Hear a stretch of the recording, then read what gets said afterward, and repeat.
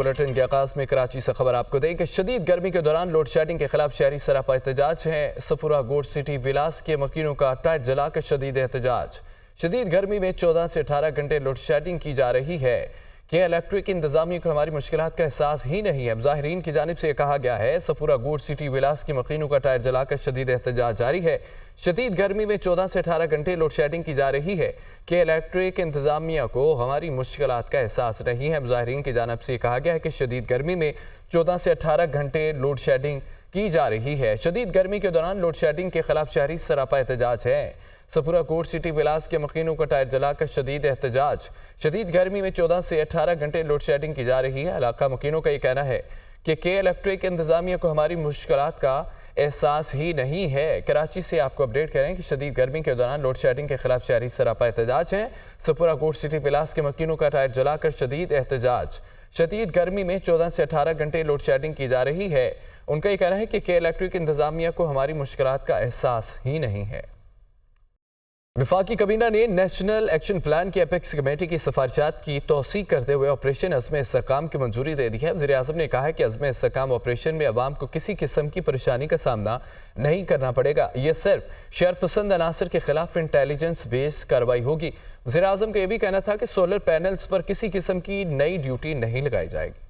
وزیر اعظم شہباز شریف کی زیر صدارت وفاقی کابینہ کا اجلاس۔ نیشنل ایکشن پلان کی ایپیکس کمیٹی کے فیصلوں کی توثیق۔ ایپیکس کمیٹی میں پیش کیے جانے والے آپریشن عزم استحکام کی منظوری۔ اعلامیہ کے مطابق وزیر اعظم نے ویژن عزم استحکام بارے غلط فہمیوں اور قیاس آرائیوں پر ارکان کو اعتماد میں لیا۔ وزیر اعظم کا کہنا تھا کہ عزم استحکام کثیر الجہتی سیکیورٹی اداروں کے تعاون اور پورے ریاستی نظام کا مجموعی قومی ویژن ہے۔ کسی نئے و منظم مسلح آپریشن کے بجائے جاری انٹیلیجنس بیسڈ کارروائیاں تیز کی جائیں گی۔ اجلاس کو بریفنگ میں بتایا گیا کہ شوگر ایڈوائزری بورڈ نے قلیل مقدار میں چینی کی برآمد کی منظوری دی ہے۔ چینی کی قیمت میں اضافے کا اندیشہ ہوا تو برآمد روک دی جائے گی۔ وزیر اعظم نے چینی کی قیمت پر نظر رکھنے کے لیے کابینہ کمیٹی کی تشکیل کی بھی ہدایت کی۔ کابینہ کو پی آئی اے کی نجکاری میں پیش رفت سے بھی آگاہ کیا گیا۔ بتایا گیا کہ پی آئی اے کی بیڈنگ اگست کے پہلے ہفتے میں ہوگی۔ اعلامیہ میں بتایا گیا کہ اقوام متحدہ کے غذائی پروگرام برائے افغانستان کی استدعا پر ایک کنٹینر کی کراچی سے کابل ٹرانزٹ کی اجازت دی گئی ہے۔ کنٹینر ٹرکوں کے پرزوں پر مشتمل ہوگا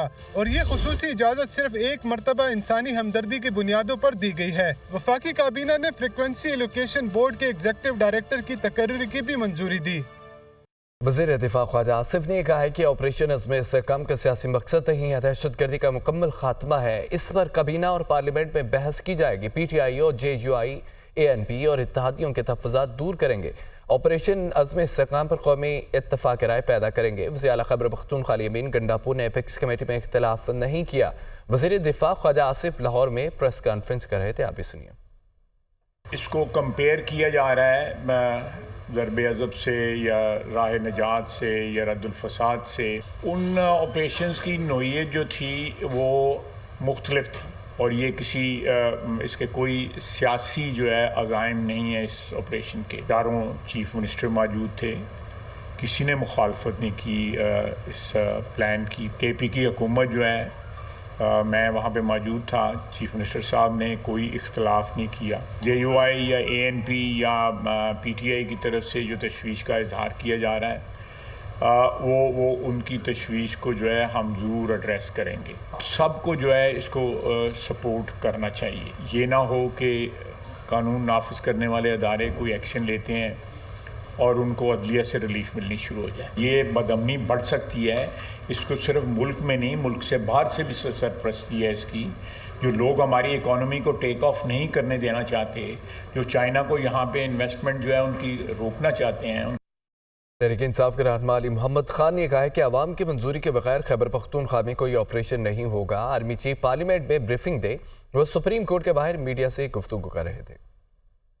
سی ایم کے پی نے بریف کیا کہ کوئی عزم استحکام ان کے سامنے کوئی آپریشن کی بات نہیں آئی، نہ انہوں نے منظوری دی ہے۔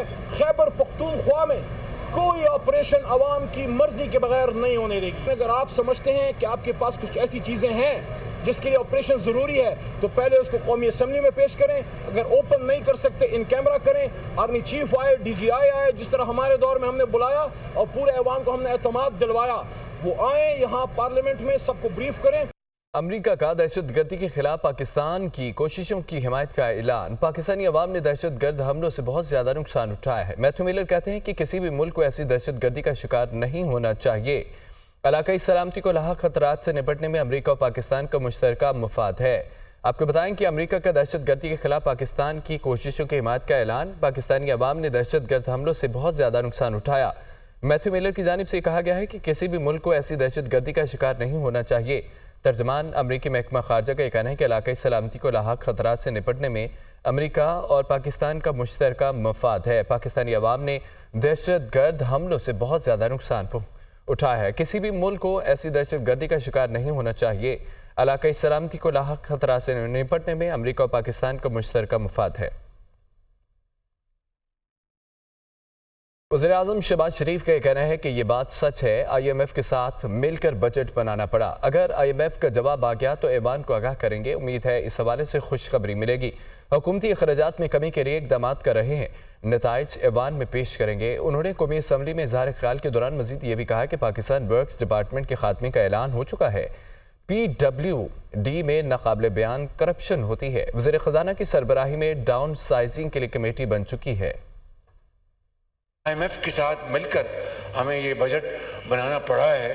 جو حالات ہیں، معروضی حالات ہیں، اس کا تقاضا یہ تھا۔ آئی ایم ایف کا ہمیں آج جواب آ گیا تو انشاءاللہ کل ہم آپ کے سامنے پیش کریں گے، اور امید کی جانی چاہیے کہ ہمیں اس میں کوئی خوشخبری ملے گی۔ اگلے مہینے 1.5 مہینے میں ٹینجبل ریزلٹس اس ایوان میں لے کے آئیں گے تاکہ پوری قوم دیکھے کہ کس طرح اخراجات میں کمی کی جائے گی۔ پاکستان ورکس ڈپارٹمنٹ ہے، اس کے خاتمے کا اعلان ہو چکا ہے، اور وہ صرف ان کی تنخواہوں کا معاملہ نہیں، اس کا جو ڈیولپمنٹ، جو اینول، جو فائنینشیل لے آؤٹ ہے۔ اصل کرپشن تو وہاں ہوتی ہے۔ آنریبل جو فائنانس منسٹر ہیں، ان کی سربراہی میں ڈاؤن سائزنگ اور رائٹ سائزنگ کے حوالے سے ایک کمیٹی بن چکی ہے۔